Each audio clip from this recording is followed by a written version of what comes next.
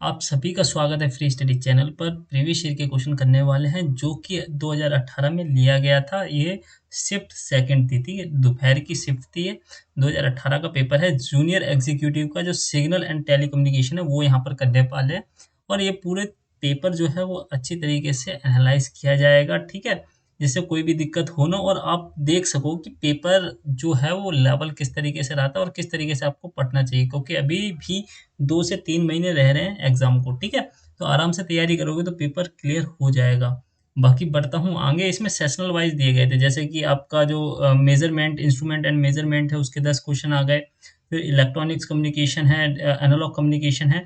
तो ये जो थे आपके सेक्शनल वाइज हैं, 10-10 क्वेश्चन हर सेक्शन में से दिए गए हैं, ठीक है। तो सेक्शन वाइज हम यहाँ पर एनालाइज करेंगे किस तरीके से क्वेश्चन पूछे गए हैं, सब यहाँ पर देखने वाले हैं। और आपके लिए इसमें एक लास्ट तक देखना, आपके लिए इसमें एक तोहफा भी है, ठीक है। तो बढ़ता हूँ आगे, स्टार्ट करता हूँ आज की क्लास, ठीक है। तो पहला जो सेक्शन है इसमें है इलेक्ट्रॉनिक्स मेजरमेंट्स एंड इंस्ट्रूमेंट से क्वेश्चन ये लिए गए हैं, ठीक है। तो इसमें फ्लिप फ्लॉप वगैरह इन्होंने एक तरीके से ये डिफाइन कर दिया कि सेक्शन ये है, मगर उसमें कुछ आपका डिजिटल इलेक्ट्रॉनिक्स का भी मिल जाएगा, डिजिटल सर्किट से भी मिल जाएंगे क्वेश्चन, एनालॉग सर्किट से भी मिल जाएंगे, ठीक है। तो इसमें थोड़ा सा फ्लक्चुएशन है सेक्शन में, ठीक है, तो वो वहां पर ध्यान नहीं देना, बस क्वेश्चनों पर ध्यान देना है। पहला क्वेश्चन है, 3T flip flop are connected to form a counter, the maximum stages possible for the counter will be. कह रहा है तीन फ्लिप फ्लॉप हम बनाते हैं, उनको कनेक्ट करते हैं एक काउंटर बनाने के लिए, ठीक है। काउंटर बनाने के लिए तीन फ्लिप फ्लॉप का यूज करते हैं। अब पूछ रहा है उसमें मैक्सिमम स्टेज कितनी हो सकती है, पॉसिबल मैक्सिमम स्टेज कितनी हो सकती है। देखो क्या करते हैं, जितने भी फ्लिप फ्लॉप होते हैं, जैसे टी फ्लिप फ्लॉप है, जितने भी फ्लिप फ्लॉप होते हैं उनमें से जो आउटपुट आ सकता है वो 0 या 1 आ सकता है, हाई या लो आउटपुट आ सकता है, ठीक है। तो इन केस में क्या होगा, तो कितनी स्टेजें बन सकती हैं इसमें, ये हमें यहाँ पर बतानी है, मैं मार्कर ठीक है। तो यहाँ पर तीन फ्लिप फ्लॉप हैं, 2 की पावर n, 2 की पावर n से आप यहाँ पर दर्शाएंगे तो मैक्सिमम स्टेज यहाँ पर निकल करके आएगी। तो n क्या है, n है number of flip flop, number of bit, ठीक है, एक second, number of flip flop, flip, ठीक है, एक सेकंड में यहाँ पर क्लियर करके इसको दोबारा लिखता हूँ बढ़िया से, ठीक है। 2 की पावर थोड़ा सही से नहीं चल रहा, 2 की पावर n हो गया, ठीक है। तो n जो है वो हमारा क्या है, नंबर ऑफ फ्लिप फ्लॉप, ठीक है, number of flip flop, number of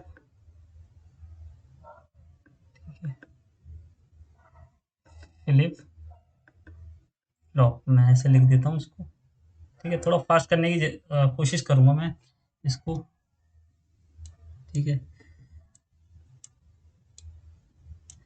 N जो हो गया वो आपका हो गया नंबर ऑफ फ्लिप फ्लॉप, ठीक है। ये आपको देखने हैं यहाँ पर किस तरीके से होंगे, तो कितने एन, एन कितने हैं, फ्लिप फ्लॉप कितने लगे हुए हैं, तीन फ्लिप फ्लॉप लगे हुए हैं, तो 2 की पावर 3 कितना हो जाएगा, 8 हो जाएगा, 2 की पावर 3 8 हो जाएगा यहाँ पर। तो मैक्सिमम जो स्टेजेस आएंगी इसमें, मैक्सिमम जो स्टेजेस आएंगी वो कितनी पॉसिबल स्टेजेस होंगी, 8 होंगी। तो सी इज द राइट आंसर, इसमें 8 स्टेजेस मैक्सिमम स्टेजेस हो जाएंगी, ठीक है। तो इस तरीके से इसको पूछना, अगर मैक्सिमम पूछेगा तभी यहाँ पर इस तरीके से करना है। बाकी बढ़ता हूँ आगे। जिसको हिंदी में चाहिए होंगे तो उनके हिंदी के लिए भी तोहफा है, ठीक है। वहां पर आप ये प्रीवियस ईयर का क्वेश्चन पेपर फ्री में अटेम्प्ट कर सकते हो, फ्री में प्रीवियस ईयर का क्वेश्चन पेपर अटेम्प्ट कर सकते हो, वहां पर देख सकते हो कि आपका कितना कैसे रहा है स्कोर, ठीक है।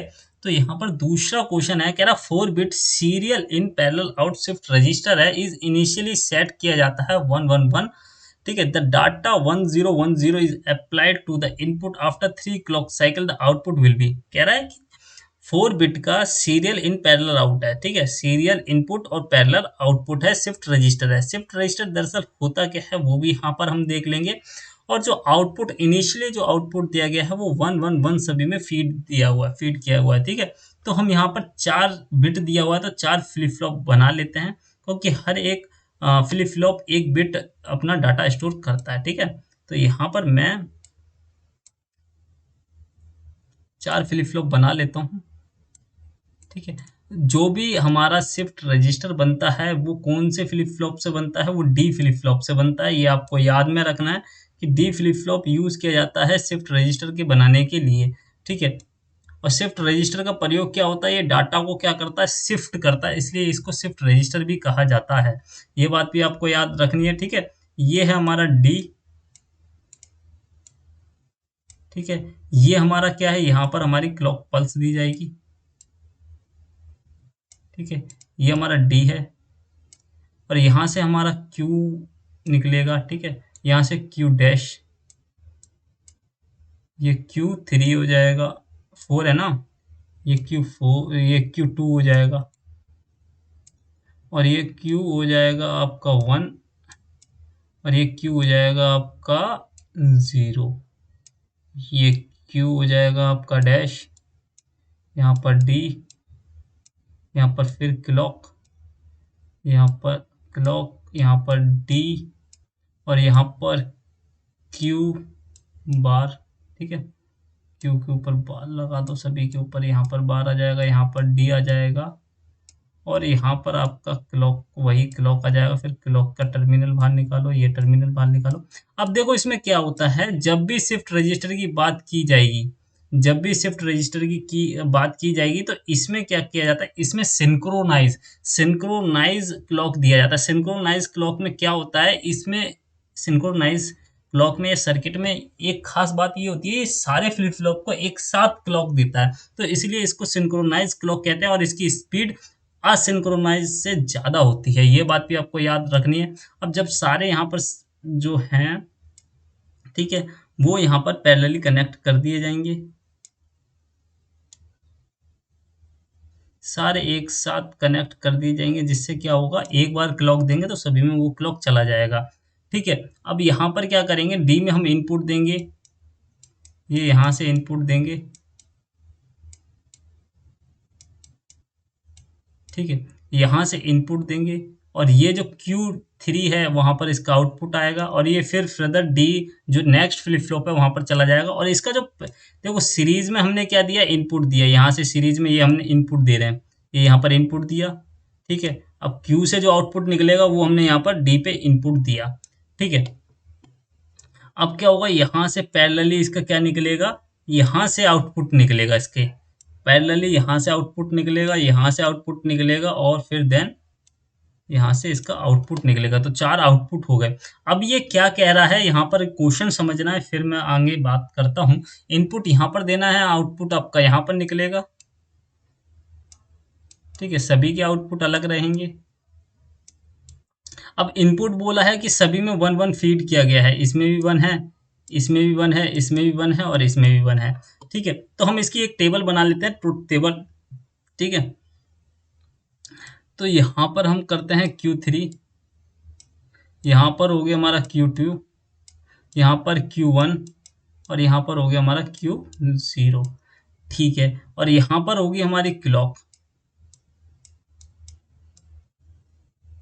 ठीक है, अब हमें इसमें इनपुट डाटा क्या देना है, डाटा इनपुट क्या देना है, 1 0 1 0। इनिशियली स्टोर क्या है इसमें, 1 1 1 और 1।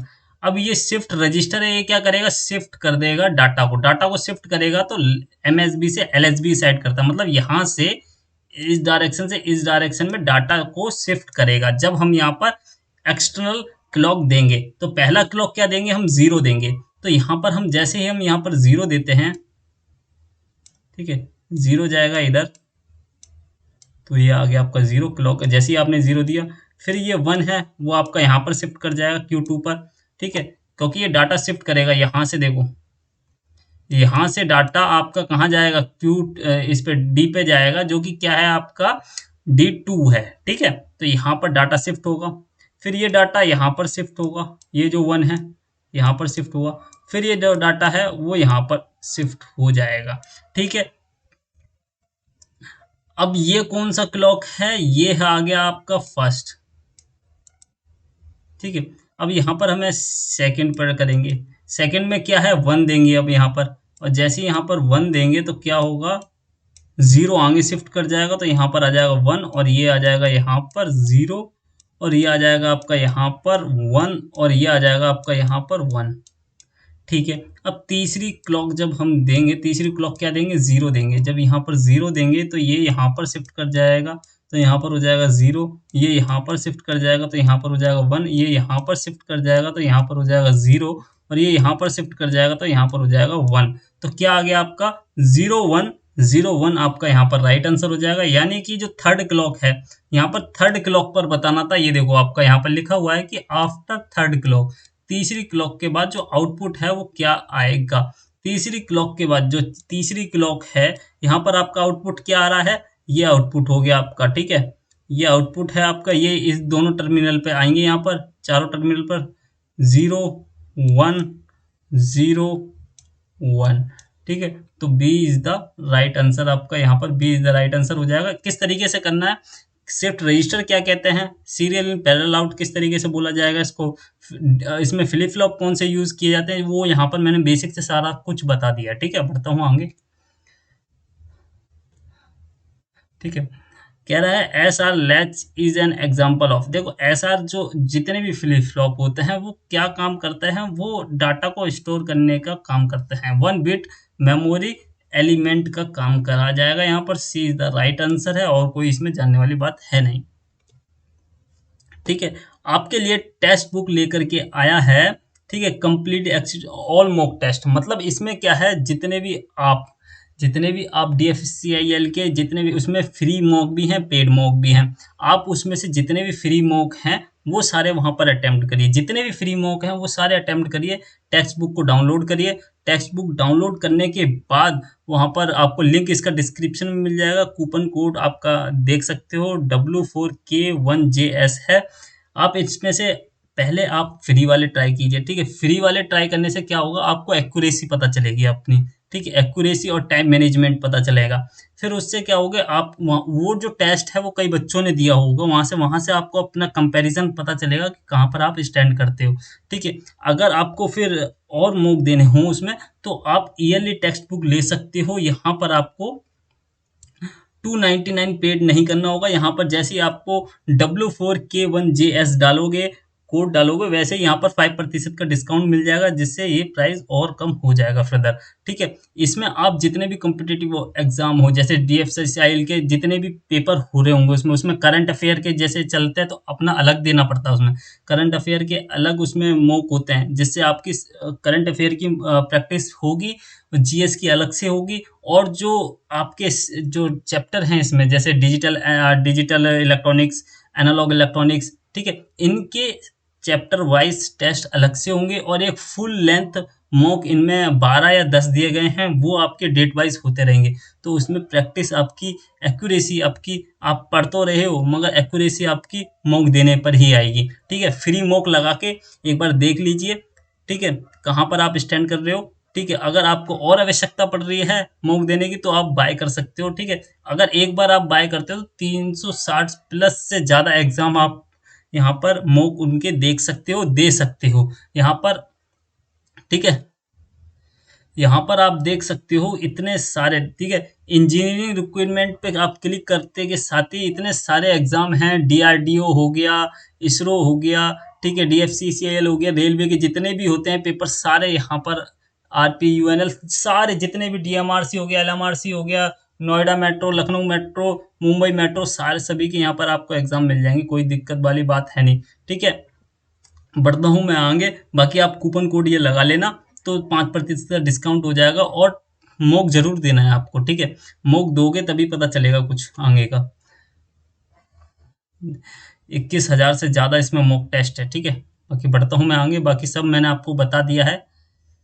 ठीक है, कह रहा है N type silicon is obtained by doping silicon with. ठीक है, जो एन टाइप सिलिकॉन होता है दरअसल वो बताना है किसके साथ डोपिंग, सिलिकॉन की किसके साथ डोपिंग करने के बाद बनता है। देखो एन टाइप में जो पेंटावेलेंट की इम्प्योरिटी होती है, पेंटावेलेंट बोले तो आउटर मोस्ट सेल में 5 जो उनके वैलेंस 5 इलेक्ट्रॉन होते हैं। ठीक है, तो उनको पेंटावेलेंट कहा जाता है। जिन एलिमेंट में वो पेंटावेलेंट इम्प्योरिटी हो, मतलब पेंटावेलेंट होंगे, वो इसके साथ डोपिंग करेंगे तो वो एन टाइप सेमीकंडक्टर मटेरियल बन जाएगा, ठीक है। तो जो हमारे होते हैं आर्सेनिक हो गया, एंटीमनी हो गया और ये फोस्फोरस हो गया, ये जो है हमारे एन टाइप मटेरियल बनाने के काम आते हैं, ठीक है।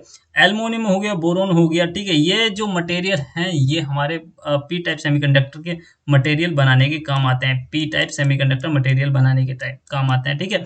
और इसमें ट्राईवैलेंट ट्राईवैलेंट इम्प्योरिटी मिलाई जाती है, जिसके आउटर मोस्ट सेल में कितने इलेक्ट्रॉन हो, 3 इलेक्ट्रॉन हो, तो वो इम्प्योरिटी इसमें मिलाई जाती है, ठीक है। पी टाइप सेमीकंडक्टर मटेरियल बनाने के लिए हमेशा जो ट्रीवैलेंट मिलाए जाते हैं और एन टाइप के लिए पेंटावैलेंट मिलाए जाते हैं, ठीक है। बाकी आपको बता दिया है। और ये थोड़ी आप पढ़ लेना, एन टाइप और पी टाइप की मैंने डिस्क्रिप्शन दे रखी है। एक्सट्रिंसिक सेमीकंडक्टर मटेरियल होते हैं जब इसमें डोपिंग, इंट्रिंसिक सेमीकंडक्टर मटेरियल होते हैं जब इसमें हम डोपिंग करा देते हैं, तो ये एक्सट्रिंसिक सेमीकंडक्टर मिल जाते हैं, अशुद्धता आ जाती है इसमें। फोस्फोरस, आर्सेनिक, एंटीमनी जैसे एन टाइप सेमीकंडक्टर मटेरियल बनाने के लिए इसमें इम्प्योरिटी मिलाई जाती है। वहीं बात करें पी टाइप सेमीकंडक्टर मटेरियल की, तो इसमें बोरोन, गैलियम, इंडियम जैसे धातुओं की इम्प्योरिटी मिलाई जाती है सिलिकॉन या जर्मेनियम के अंदर, जिससे ये एक्सट्रिंसिक सेमीकंडक्टर बन जाता है, मतलब कि मिलावटी वाला सेमीकंडक्टर बन जाता है। और हाँ, इससे बात आपको एक और याद रखनी, जितनी ज़्यादा डोपिंग होगी उतना ही ज़्यादा वो करंट फ्लो करेगा, ठीक है। तो इम्प्योरिटी बढ़ने से करंट फ्लो ज़्यादा वो जल्दी से और तेज करेगा, ठीक है। बाकी बढ़ता हूँ आगे।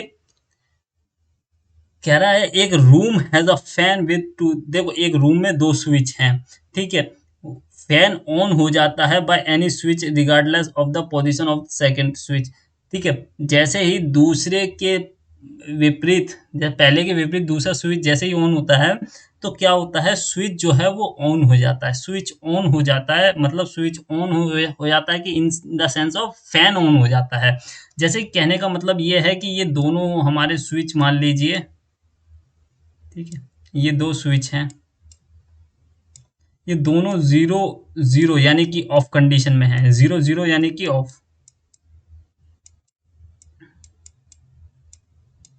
ठीक है। अब इसमें से कोई सा भी चेंज होगा तो क्या होगा, हमारा जो आउटपुट है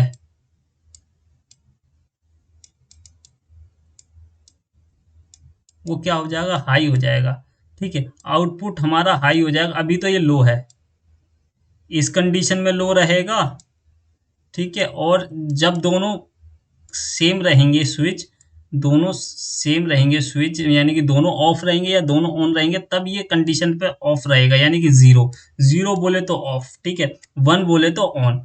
अब यहाँ पर जैसे ही मैं इसको जीरो और इसको वन करता हूँ, तो यहाँ पर ये क्या हो जाएगा, हाई हो जाएगा, हाई हो जाएगा, वन हो जाएगा, वन हो जाएगा, यानी कि हमारा जो फैन है वो ऑन हो जाएगा, ठीक है। इसमें ये कह रहा है रिगार्डलेस स्विच, मतलब एक ऑन होगा तब एक ऑफ होगा, तब हमारा फैन ऑन होगा यहाँ पर। अगर हम यहाँ पर बात करते हैं, वन इसे कर देते हैं, इसको जीरो कर देते हैं, पहले वाले स्विच को वन कर देते हैं, दूसरे वाले को जीरो कर देते हैं, यानी कि ऑन और ऑफ कर देते हैं स्विच को, तो उस कंडीशन पर भी यहाँ पर ऑन हो जाएगा, ठीक है। तो इसमें हमारी क्या सिचुएशन बनती है, अगर आपने गेट्स पढ़े हों, तो एग्जॉर जो गेट होता है, एग्जॉर गेट जो होता है उसमें क्या होता है, उसमें जब भी सेम आउटपुट होता है, जब भी हमारा सेम इनपुट होता है, सेम इनपुट होता है, जैसे जीरो जीरो हो गया, वन वन हो गया, तो इस कंडीशन पे जो हमारा आउटपुट होता है वो जीरो रहता है। ट्रुथ टेबल अगर आपने पढ़ी हो, अगर वन जीरो रहता है या जीरो वन रहता है, तो इस कंडीशन में क्या रहती है, हमारा जो आउटपुट है वो हाई रहता है, ठीक है। ये बात आपको याद रखनी है। तो यहाँ पर ये कौन सा गेट बन रहा है, यहाँ पर किस गेट का काम कर रहा है, किस गेट के इक्वल है, तो एक्स और गेट के इक्वल है, यानी कि सी इज द राइट आंसर। बढ़ता हूँ आगे। कह रहा है a 4-bit digital word D is used to represent an analog signal that varies from 0 to 15 volt. The digital word D corresponding to 7 volt will be, देखो इसमें क्या कह रहा है वो बात समझते हैं, ठीक है। जीरो से लेकर, ठीक है, जीरो से लेकर 15 वोल्ट, एक तरीके से ये क्या हो गया, हेक्साडेसिमल हो गया। हेक्साडेसिमल में कितने डिजिट होते हैं, कितने तक डिजिट होते हैं, नंबर ऑफ डिजिट कितने होते हैं, नंबर ऑफ उसमें अगर देखा जाए तो कितने होते हैं, 16 होते हैं हेक्साडेसिमल में, ठीक है। हेक्साडेसिमल में जिसमें 9 तक तो आपके काउंटिंग रहेंगी, मतलब न्यूमेरिकल फॉर्म रहेगी, फिर अल्फाबेट स्टार्ट हो जाएंगे 10 से, ABCDE F तक, F तक उसमें 10 तक रहेंगे, ठीक है। बाकी अगर देखा जाए तो 16 हैं, डी रिप्रेजेंट करते हैं, कोई बात नहीं है। 7 वोल्ट का यहाँ पर बताना है, तो 7 वोल्ट वोल्ट क्या होगा, जैसे आपने पढ़ा हो, ठीक है। अगर मैं बाइनरी में इसको कन्वर्ट कर दूं, बाइनरी में कन्वर्ट करने का इन द सेंस क्या होता है, यहाँ पर हम 1 2 3 1 2 4 और यहाँ पर 8, अगर ये 7 वोल्ट है, 7 वोल्ट है, तो हमें यहाँ पर 7 बनाना है, यानी कि 4 को हाई करना पड़ेगा, 2 को हाई करना पड़ेगा और 1 को हाई करना पड़ेगा और 8 को 0 करना पड़ेगा। 4 2 6 और 1 7, यानी कि ये जो है आपका आउटपुट यहाँ पर आएगा, तो सी इज द राइट आंसर है। अब ये कैसे किया गया है ये देखो, 2 की पावर 0, 2 की पावर 1, 2 की पावर 3, 2 की पावर 2, 2 की पावर 3, ठीक है। इस तरीके से किया गया है। 2 बोले तो बाइनरी नंबर 0 और 1, 2 रिप्रेजेंट कर रहे हैं, यहाँ पर 2, यहाँ पर 2, ठीक है। तो यहाँ पर हमारा 0, मतलब इसको जब ये हमारा कितना हो जाएगा, इसको 1 बोल देंगे हम, इसको 2 बोल देंगे, इसको 4 बोल देंगे और इसको 8 बोल देंगे। अब जब भी हमें आउटपुट बनाना हो, जब भी हमें बाइनरी बनाना हो, डेसिमल बनाना हो, किस तरीके से बनाएंगे, 4 और 1 6, जैसे कि हमें 6 बनाना है, 4 और 2 6, तो इस दोनों को हाई कर देंगे, इन दोनों को लो कर देंगे, तो जो हमारा बाइनरी आउटपुट है वो कितना आ जाएगा, 6 आ जाएगा, अगर हम डेसिमल में देखेंगे तो, ठीक है। बाकी यहाँ पर 0 1 1 1 इसका राइट आंसर है। बाकी ये मैंने बेसिक फॉर्मूला है वो बता दिया है। वैसे एक ट्रिक, अगर आप डिवीजन मेथड से करोगे तो काफ़ी लंबा जाएगा, क्योंकि उसमें क्वेश्चन देखना पड़ेगा, फिर रिमाइंडर देखना पड़ेगा, तो वो काफ़ी लंबा लेंथी हो जाएगा। और अगर आप इस ट्रिक से करते हो तो काफ़ी इजी से हो जाएगा। ये कई बच्चों को आता होगा, कई बच्चों को नहीं भी आता होगा। जिसको नहीं आता होगा वो सीख लेना, अगर कोई दिक्कत हो तो कमेंट कर देना, मैं बता दूंगा वहाँ पर, ठीक है।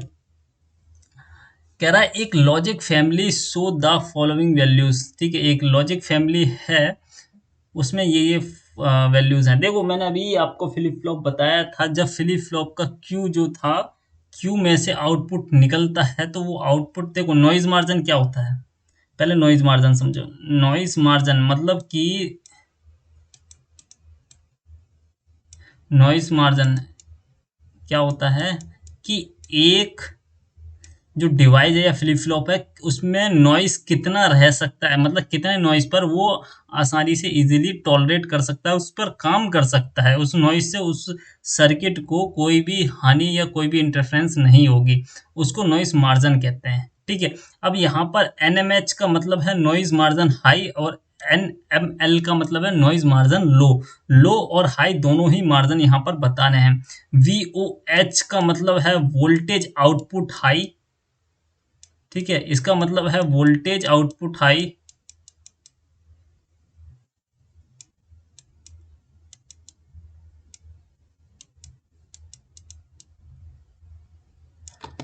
ठीक है, वोल्टेज आउटपुट, आउटपुट लिखना भूल गया, आउटपुट, ठीक है।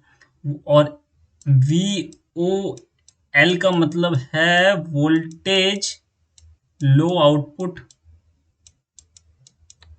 और वी आई एच का मतलब है कि वोल्टेज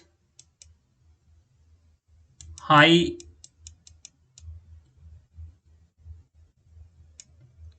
इनपुट, ठीक है। और वी आई एल का मतलब है वोल्टेज लो इनपुट, ठीक है। ये आपको टर्म, इसके जो टर्म्स हैं वो पता चल गई हैं, ठीक है, कि किसको क्या कहते हैं। अब देखो नॉइस मार्जिन मैक्सिमम, यानी कि NMH कैसे निकालेंगे, नॉइस मार्जिन मैक्सिमम किस तरीके से निकालेंगे वो यहाँ पर देख लेते हैं। देखो NM, डायरेक्ट मैं फॉर्मूला बता देता हूँ, ठीक है। NMH को जब हम क्या करेंगे, जो हमारा आउटपुट होता है, देखो देखो ये फ्लिप फ्लॉप बना देता हूँ मैं यहाँ पर। ये मान लीजिए फ्लिप फ्लॉप है, ये डी मान लीजिए फ्लिप फ्लॉप है, डी फ्लिप फ्लॉप है। यहाँ पर ये क्लॉक हो गया, यहाँ पर ये क्यू हो गया और यहाँ पर क्यू डैश हो गया। ठीक है, इसमें पता है क्या बोला है, जो यहाँ से आउटपुट जो निकलेगा वो दूसरे फ्लिप फ्लॉप में जाएगा। ठीक है, दूसरे फ्लिप फ्लॉप में जाएगा। यहाँ से जो आउटपुट निकलेगा, यहाँ से जो आउटपुट निकलेगा वो कितना मैक्सिमम आउटपुट होगा और कितना मैक्सिमम मतलब लो वोल्टेज रहेगा। यहाँ पर हाई कितना वोल्टेज रह सकता है, लो कितना रह सकता है, क्योंकि हम जो सिग्नल डिजिटल सिग्नल देते हैं उस सिग्नल में 1 और 0 देते हैं। अगर हाई और लो में हमको वैल्यू डिफाइन करनी होगी, कितने पर कितने वोल्टेज पर जाने पर हम इसको 1 बोलेंगे, कितने लो पर जाने पर हम इसको 0 बोलेंगे। तो यहाँ पर वही डिफाइन है, VOH को बोलेंगे कि कितना मैक्सिमम जाने पर हम इसको हाई बोलेंगे, और VOL का मतलब है कितना नीचे जाने पर हम इसको लो बोलेंगे। ठीक है, अब ये तो आपका आउटपुट हो गया, इसका आउटपुट यहाँ जाएगा और फिर इसका आउटपुट ये दूसरे फ्लिप फ्लॉप के इनपुट में जाएगा। ठीक है, जैसे दूसरे फ्लिप फ्लॉप के इनपुट में जाएगा तो वहां पर भी दो कंडीशन बनेगी, वहां पर भी दो कंडीशन बनेगी। पहली बनेगी क्या, इनपुट हुआ है तो VIH बनेगा, और दूसरी क्या बनेगी, VIL। ठीक है, अब हमेशा ये बड़ा होता है, वीओ मतलब वोल्टेज आउटपुट हाई रहता है वोल्टेज इनपुट से।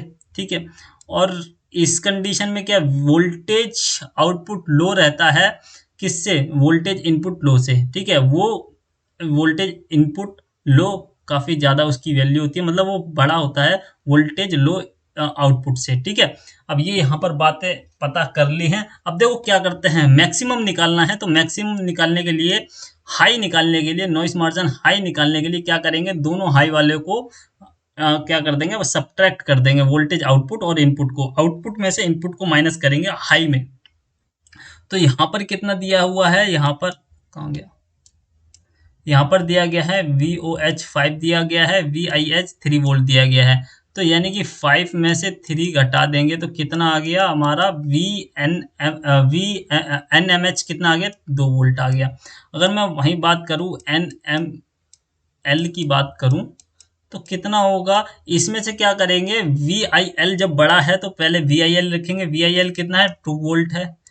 2 वोल्ट में से ये हमारा 1 वोल्ट है, 1 वोल्ट यहाँ पर घटा देंगे तो कितना आ जाएगा, 1 वोल्ट आ जाएगा। यानी कि यहाँ पर मैं कोने पर लिखता हूं, जो हमारा NMH है वो हमारा 2 निकल कर क्या है, 2 वोल्ट, और जो हमारा NML है वो हमारा कितना निकल कर के आया, 1 वोल्ट। तो ये हमारा यहाँ पर आंसर हो जाएगा, और बाकी मैंने करके आपको बता दिया किस तरीके से होगा ये। तो ए इज द राइट आंसर यहाँ पर हो जाएगा। बाकी बढ़ता हूँ मैं आगे, बाकी जो भी जिसको समझ में ना आए वो मेरे को कमेंट करके बता देना। कह रहा what will be the fundamental frequency for the following circuit if each inverter delay is 100 nano second. देखो अब ये जो आपको है इन्वर्टर बना दिए गए हैं, कह रहा है हर एक इन्वर्टर कितने 100 नैनो सेकेंड का डिले करते हैं। देखो यहाँ पर जब यहाँ से देखो, यहाँ इसमें से जब यहाँ पर जाएगा तो 100 नैनो सेकेंड का ये डिले करेगा। ठीक है, फिर इसके इनपुट में यहाँ पर जाएगा, पहले यहाँ पर देखता हूँ, यहाँ पर डिले करेगा, यहाँ पर डिले करेगा, आउटपुट अपने आउटपुट पर डिले करेगा। ठीक है, यहाँ पर ये आउटपुट पर डिले करेगा, फिर ये इनपुट पे भी डिले करेगा, यहाँ पर भी तो डिले करेगा भाई लेने पर। ठीक है, क्योंकि ये जितना लेट भेजेगा उतना ही तो लेट इसके अंदर जाएगा, तो 100 नैनो सेकेंड का ये भी डिले करेगा, और फिर यहाँ पर भी डिले होगा 100 नैनो सेकेंड का, और फिर यहाँ पर भी नैनो सेकंड का डिले होगा। तो टोटल डिले कितना हो गया यहाँ पर, टोटल डिले आप देख सकते हो 1 2 3 4 5 6, यानी कि 600 नैनो सेकंड का डिले हो गया। अब आपको फ्रीक्वेंसी पता होना चाहिए, फ्रीक्वेंसी डायरेक्टली प्रोपोर्शनल होती है किसके, 1/t के, और t क्या है, टाइम। ठीक है, तो यहाँ पर हम बोल सकते हैं कि 1/600। ठीक है, 600 है ये नैनो सेकंड, इसको हमें सेकंड में कन्वर्ट करना है तो क्या करना पड़ेगा, 10 की पावर 9 से मल्टीप्लाई करना पड़ेगा, क्योंकि मिली सेकंड के बाद आता है मिली सेकेंड, ठीक है, माइक्रो सेकेंड, फिर नैनो सेकेंड, ठीक है। तो 10 की पावर -9, ठीक है। अब ये -9 है, ये ऊपर चला जाएगा, ठीक है। -9 ऊपर चला जाएगा तो यहाँ पर हो जाएगा 1 × 10 की पावर +9 अपॉन 600 तो है ही। 600 में 2 जीरो है, 9 में 9 जीरो है, तो 2 जीरो काट दूंगा मैं ऊपर से। तो यहाँ पर कितनी जीरो बचेंगी, यहाँ पर बचेंगी 1 × 10 की पावर, 2 जीरो घटा दूंगा तो कितना हो गया, 7 और 2 9, 7 जीरो बची और नीचे बचा 6। अभी भी देखो इसमें क्या कर सकते हैं, अभी भी इसमें क्या कर सकते हैं, 1/6 को अलग अलग लिख लीजिए, ठीक है।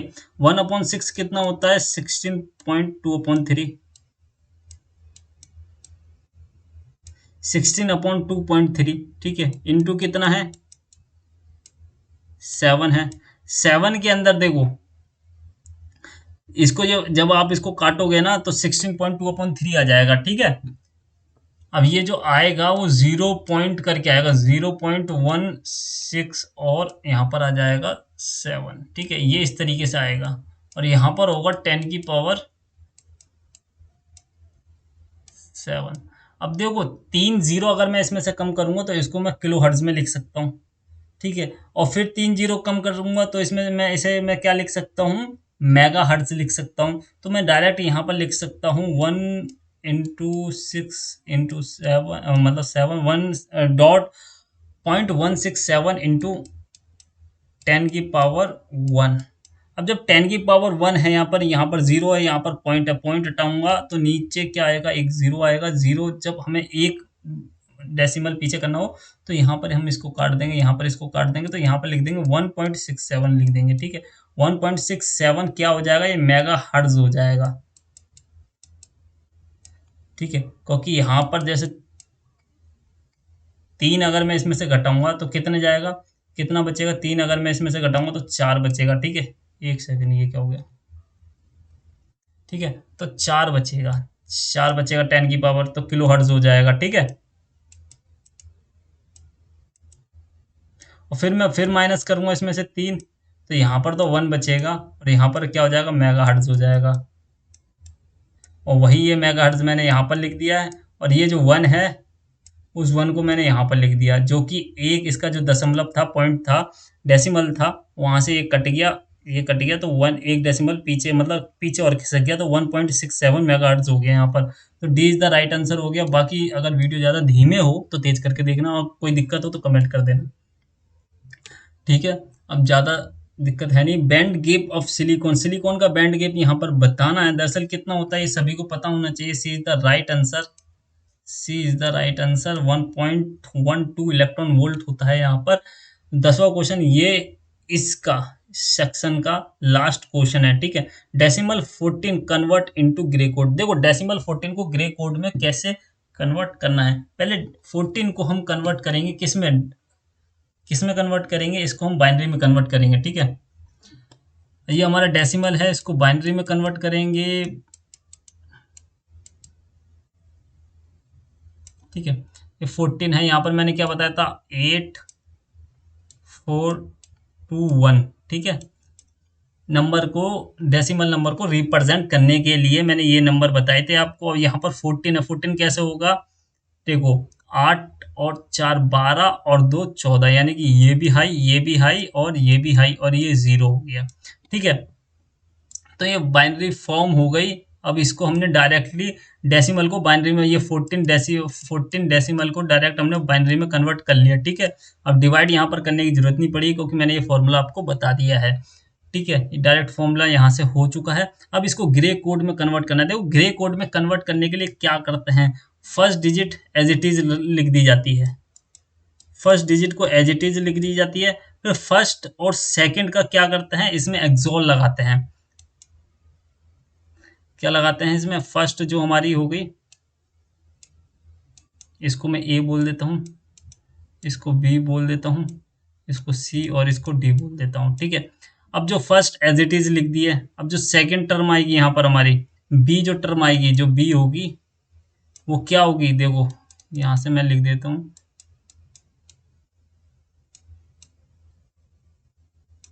इक्वल टू हमारी बी होगी।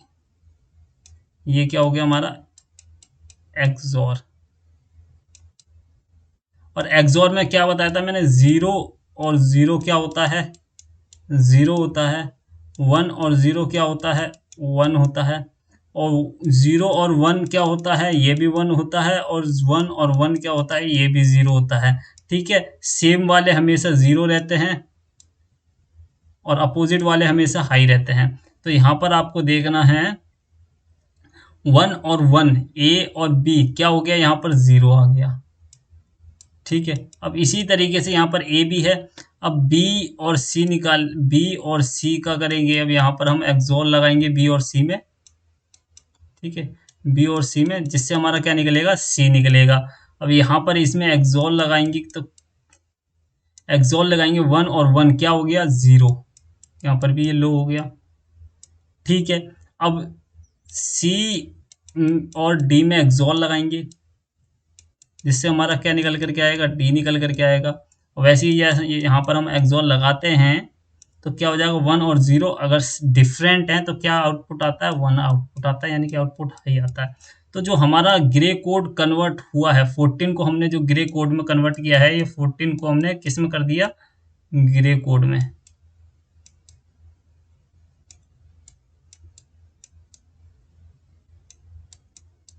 ठीक है, ये क्या हो गया, 1001। तो 1001 हमारा राइट आंसर है, यानी कि D is the right answer हमारा यहाँ पर। ठीक है, आज के लिए बस इतना ही। वीडियो देखने के लिए धन्यवाद। लाइक करें, कमेंट करें, कुछ समझ में ना आए तो कमेंट करके पूछ लें। बाकी ऐसे ही करके मैं धीमे धीमे करके जितने भी सेक्शन हैं इसके लेकर के आता रहूँगा। जो भी आपकी क्वेरी हो वो कमेंट कर देना, जो भी डाउट हो कमेंट कर देना। बाकी इसकी पीडीएफ आपके टेलीग्राम चैनल पर मिल जाएगी। वीडियो देखने के लिए धन्यवाद। आपका दिन शुभ हो। Bye bye, take care.